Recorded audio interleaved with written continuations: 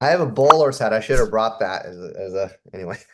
Merry Christmas, Merry Christmas, Merry Mm. Christmas, Merry Christmas. We're not C-suite executives. We're not head of anything. We are our own animal. So we have no affiliation to any one specific mortgage company. It allows us to cover many subjects and it allows us to ask questions that maybe others wouldn't ask. But we also supply a trust tree where I think people trust we mean good intentions by it. And it's uncensored in the sense of we're not censored by a company either. So we get a chance to be the Joker of the Jester's court. We get to tell the truth and make fun of it and do whatever we want in the spirit of providing value to the king. And the king is the mortgage industry in our case. There was one podcast I listened to the first 3 episodes. I'm like, oh wow, I'm excited about this. And then it ended at three episodes. The host of that show decided it wasn't good enough. And I'm like, I wish I knew how to get a hold of this host because it's a really good show and I was listening to it. I wouldn't be surprised if we become a way for bottom up to understand the mortgage industry much better.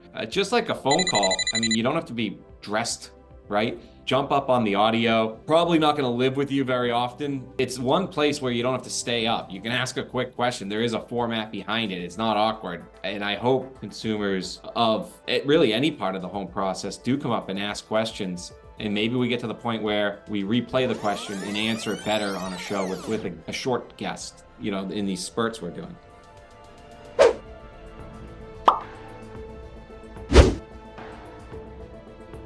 Ho, ho, ho! Yes, what an episode we had in our Polar Express as we take the train into the holidays. Last stop, the North Pole, but along the way, we were able to hear some fantastic, heartwarming stories.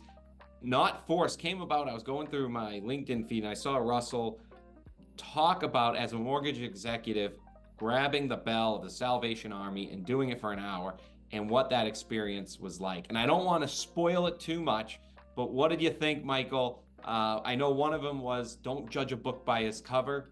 That was a theme throughout the day. One thing I thought that was just awesome, not only don't judge a book by its cover, but let's look at from a sky high point of view, what are we doing to give back to our industry and just give back to not just our industry, but what are we actually doing? Are we just doing loans, or are we actually helping people with their finances, or are we helping people make investments into real estate? What we're doing is actually giving back in its entirety. And the chance that we have in our interviews to say, hey, you know what? This is how you pay off debt. Hey, this is what we can do to give back to our community. Hey, this is what we're doing to give back not only to our community of people, but also giving back to our community in the mortgage industry as well. And we got to see an entire landscape by our 3 guests, the entire facet of how we get to give back in our 3 speakers. So I was just so impressed that it's not just looking at a suit and a tie and C-suite executives and thinking that we're just stuffed suits trying to earn a buck, but we're actually doing something not only as an industry, but giving back to the community in the service that we do. And for us to be servants for that and to see how we're giving, just awesome. Just really appreciated the entire show. Yeah, you said to me some heartwarming quotes along the way. Obviously, some pieces touched you, but the message is we want everybody on this train here in 2024. We want you to listen to the stories. It's about consistency for us. We'll be there. And our first guest, Tim, told a great story about 22 years consistently putting together gifts with the local fire department and the local MBA, Mortgage Bankers Association, at a subcommittee state level. Have to love that as somebody who's active up here in Massachusetts, and have to love somebody that's been doing it for 22 years. And what did he see? Progress. So you can't get results without investing the sacrifice up front, and that's what he showed today on our show. Yeah, absolutely. Out of the abundance of the heart, the mouth speaks, right? Yep. And we had a chance to see that, and so if you want to see the all the abundance of the heart, what did the mouth speak? You're gonna have to listen to our show to really hear all the not just heartwarming stories, but the how and the when and the what.